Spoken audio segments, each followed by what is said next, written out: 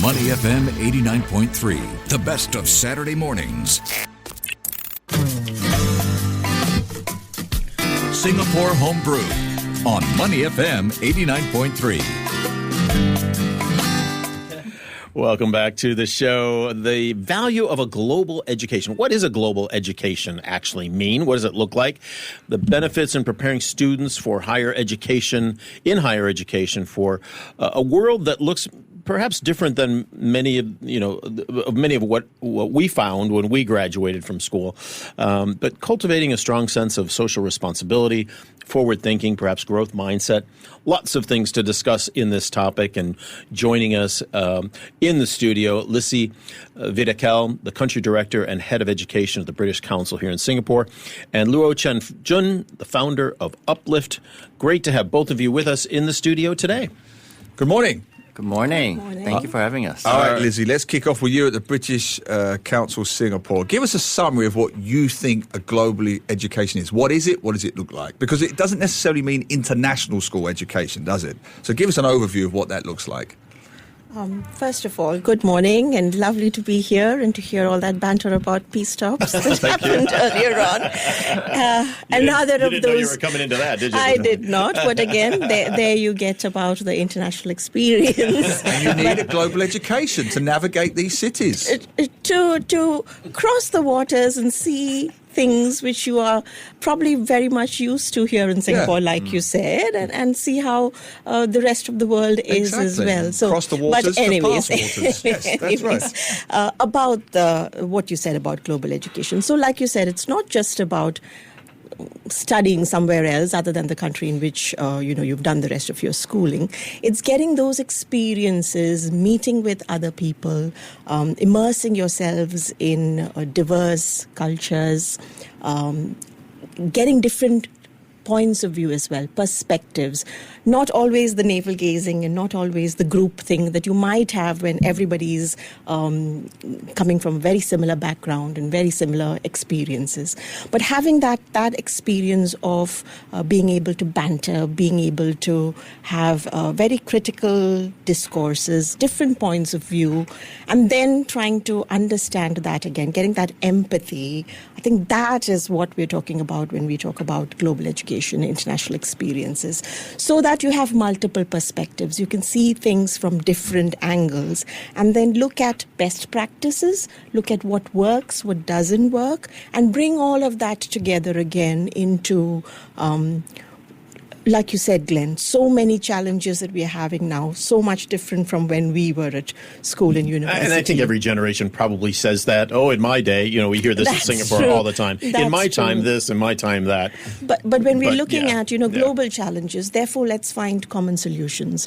And the more brains there are, with the more viewpoints on how to solve those solutions, how to solve those problems, I think the better we can get at finding creative, innovative solutions as well. So in a gist, that's what global education is about, having that broader mindset, having that world view, and having that identity that you're a global citizen. You're not just looking after your country and your profession and your community, but everything else that matters, because we are so interconnected now. And Chen, you've lived this. This has been your experience, growing up locally, but getting a global education, really brought home to you this idea about social responsibility, this idea about making a positive impact. Tell us just a bit about your background, your story, and then how you came to start the organization Uplift.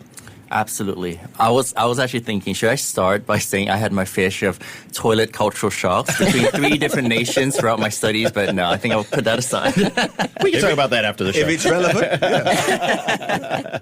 So my journey in my university, a little bit different. I studied in Nottingham, and at that time it was the first UK Sinophone university. So I did my foundation year in the Malaysia campus, and I did my first year in the China campus, and I did my second year in the UK main campus. Right? So it's really rare to be in a UK university but not be in the UK and still have a really good British education. The differences in the campuses really taught me the importance of not just globalization but localization. Having to, thrive and work well with other people despite of the differences in cultures and so forth. And I think that process really builds a lot of empathy. and a lot of kind of nuances in terms of like you don't have to be in your country or a particular place to make a social impact. And that was really the inspiration of how I started Uplift, whereby it really builds that go-get-it attitude, like get something done. So Uplift really started during the COVID pandemic when I was, we were all frustrated about, when is this going to end? What can I do to make, Singapore a better place? And one of my friends was a rice supplier in Singapore, and I thought, being the typical Chinese Asian, I always love a good deal. And I said, there's a lot of people like donating food supplies, but they're not really getting the real wholesale prices. And that term is a golden term for us, And that's how it really started. And then it kind of went on to kindness initiatives. How do we build kindness within the beneficiaries that we serve and so forth? Just jump back a step, Chen, Jun, for our listeners. So you said you did a degree with the University of Nottingham, but you did it at 3 different campuses. Absolutely. Malaysia, China and the UK. Yes. You're Singaporean. That's right. 2 things. What made you go in that way, that path, 3 different campuses? And what did you learn? What were the benefits of it? Well, first thing, I think being able to travel to 3 different countries within an undergraduate degree is just more exciting. You don't have to be in the same country for like 3-4 years flat. Within your bachelor's. I think the second thing is I'm always intrigued by how does a UK university look like in China or Malaysia? Is it going to be different? And what excites me even more is, say for example, when I was in Malaysia campus, we actually have a building of worship, which is practically like a mosque in a way, where a lot of our Islamic students will have to go there on the weekends and stuff. And you would never really see that in a typical British university. When I was in China, I was really shocked when, not shocked, but more like just intrigued that they actually have like a party office, like a CCP office, which is really, really... Communist Party office. Oh, yeah. Which apparently is kind of made mandatory like after that over the years and so forth with a lot of education institution. But what's really amazing is that despite all these kind of cultural nuances or even requirements, a British education is still able to thrive, which really goes to show you that you don't have to be in the UK in order to thrive and still get that global mindset. Yeah. Fascinating. Let's talk a little bit more about the British Council and bring you back into the discussion. Lissy, how does what Chen Jun is saying play into the British Council's mindset on education? What types of programs are you offering? So the British Council, we've been here in Singapore now for 78 years. And in fact, in 2024, globally, we celebrated our 90th anniversary. So you look a lot younger than that, I just have to say right now. I do age well, I would say, Glenn. But globally, the British Council is the UK's cultural relations organization. Mm-hmm. So our job is to make those connections between the people in the UK and the people in the 110 plus countries in which we are based, make those connections so that people have a better understanding of one another. And that understanding results in a creation of trust. Mm-hmm. That trust between people is what will stay on no matter what happens at a political level or economic level and so on. So our job at the British Council is making those connections, understanding and trust. And we do that through our work in arts and culture, in education, and of course in the English language. So there's a great deal of soft power happening from the British government's perspective, right? Particularly, yes, we don't really like that term, soft power. But what it is the human bridges. Yeah. That's what we are looking at creating. So here in Singapore, for example, 78 years that we've been working, and people like CJ, these are our links between Singapore and the UK, where you have those connections, you have those ties, and that leads to what I was talking about earlier, which is looking at common problems, finding innovative solutions. So British Council, our aim is let's look at that. How can we help learners in all ages of life? So let's zero in just a little bit more on this. So for a Singaporean who's maybe in the local Singapore system, what does the British Council offer, or can the British Council offer to them? Is it courses on the weekend or courses outside of their normal course of study? Like, what would be a logical pathway? So what we are looking at is the ultimate aim is advancement of education. How can we help students here in Singapore to achieve the best possible versions of themselves? Mm-hmm. That's the larger goal. How do we do that? Is it an educational qualification that will set you up for a more profitable career later on in your life? if that's the case, what we would do is we would go to students, to schools, to counselors and say, these are your options to study in the UK. Here is what the UK higher education sector could provide you, could offer you. Is this something that you want to consider? We are not saying you have to go to the UK and study, but if you wanted to make those decisions, here are some options which are available to you. So we represent the whole of the UK sector, and we talk about the world-class education that the UK universities could offer.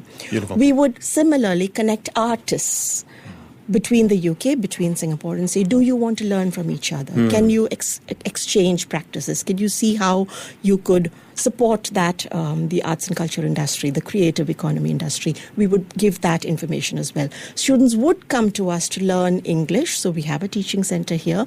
But the ultimate goal is, why am I learning English? So that I could advance in my education, so that I could get my jobs, my careers. The outcome is different. We provide the means to achieve those outcomes. Again, to see whether we can help learners of all ages, I'm not saying young people, learners of all ages, achieve the best possible versions of themselves. Thanks. Let's come back to a point you said, Lizzie, earlier, and this is a question for both of you, empathy. I think that's such a key part of education anyway. And with a global education, I assume, when you're exposed to different cultures, different languages, different ways of life, you develop an understanding of other communities, the good, the bad, sometimes the ugly, and that's where the empathy hopefully comes in. What I think is critical in the age of AI, this may prove to be more important than ever, that human qualities of empathy. How do you see a global education working with AI moving forward? Lizzie first, and then yourself. I think AI is, digital. Everything that's going technology is an integral part of ourselves. Of our lives now, and particularly so with the younger generation, probably not so much with... we are getting there, aren't we? The older folk. We're not quite dead yet. Yeah. But anyway, your point's well taken. But I mean, we see that coming into education as well. Education is not just about the acquisition of knowledge. Now, when we say everything is available digitally, I could Google up something to find out what the theory of relativity is. I don't need to be sitting in a lecture theatre and having a sage on a stage telling me about that. So that aspect of knowledge being accessible anywhere at any time is a given, and our learners are all used to that. So education is not just about the knowledge, it's about the attitude, the aptitude, and the skills. And for those skills that we are talking about, these are transferable. These are what employers are looking for in the workplace as well. How do you work in a team? How do you collaborate? How do you communicate your ideas? How do you do that critical thinking and look at things from different perspectives? Those are the aspects of education which is going to be a little bit more difficult, in my opinion, to acquire those from a completely digital point of view. That's where you need the interactions, the human interactions, which are going to bring those softer skills across. And just to follow up on that, to add to that, and this is a contentious question in a way, if you had an entirely local, and when I say local, I don't mean Singaporean, it could be entirely British, entirely American, entirely Australian. If you had an entirely local education, do you think you would have been able to develop these empathetic qualities that helped you with your startup? I think yes and no, right?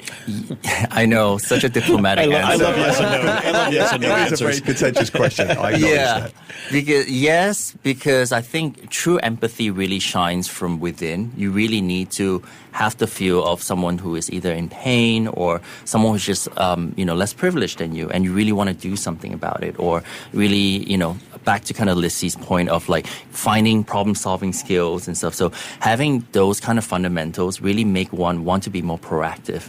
It's also kind of aligned with what, even our government believe in. Like, how do we enable youths to be not just consumers, but contributors of society as well, and ultimately to become change makers, right? So you really need to have that within you. And education, I guess, would help to amplify, those traits. No, on the other hand, because sometimes if you're not submerged in those kind of environments, like the difference in environment, it's very hard to learn it. So I always like to say that I learned about diversity and inclusion before it became trendy, for example, right? Having, lived in China, having lived in Malaysia, I had to, get woken up by prayers in the morning, or, see, there was once, which was really shocking where because there was a really, really cheap, a tour going to Hangzhou in China, right? I think it was like $20 or something. I went there, being, very cheap myself. And I realized it was actually a red tourism thing where suddenly they pull out the CCP flag. I was like, oh, so now I know why it's such a good deal, but those are the nuances, and that's how you kind of get through, yeah. Yeah, but you learn the local thinking, why they're behaving a certain way, geopolitics, and so on. Yeah, absolutely. And Chen, let's stay with you and just give us a little bit more about Uplift. What are you hoping to accomplish going forward with Uplift? Who is your target kind of client or audience for Uplift?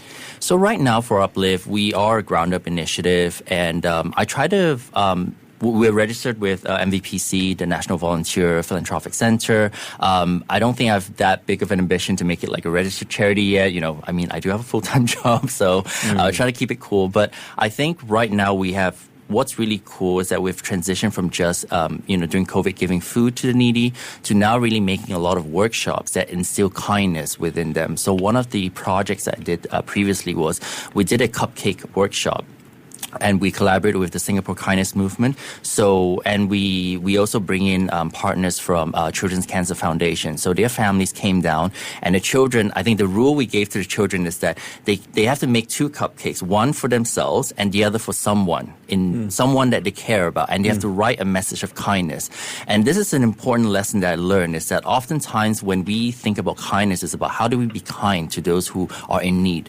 But we seldom think about how do we instill kindness within the beneficiaries that we serve. Because if we don't do that, then philanthropy or kindness will not become circular and it will not become sustainable. We ultimately want those beneficiaries to become change makers in the long term. So that's something that we really aim to do, to kind of be effective agents of sustainable philanthropy in that sense. Well, it's a fascinating discussion. We do have to leave it there for now, but looking forward to, if folks want to get more information on the British Council, where do they go? Lissy? Me. Okay, how do they find you? No, but the British Council website. So we are at britishcouncil.sg. That has all the information that we need. I am on social media. We're all on social media, Facebook and everybody is. LinkedIn and all so that I stuff. think all the information that you need. And Uplift? Right now we don't have a website yet. We do have a Facebook page, so just Uplift, and you'll find us. Beautiful.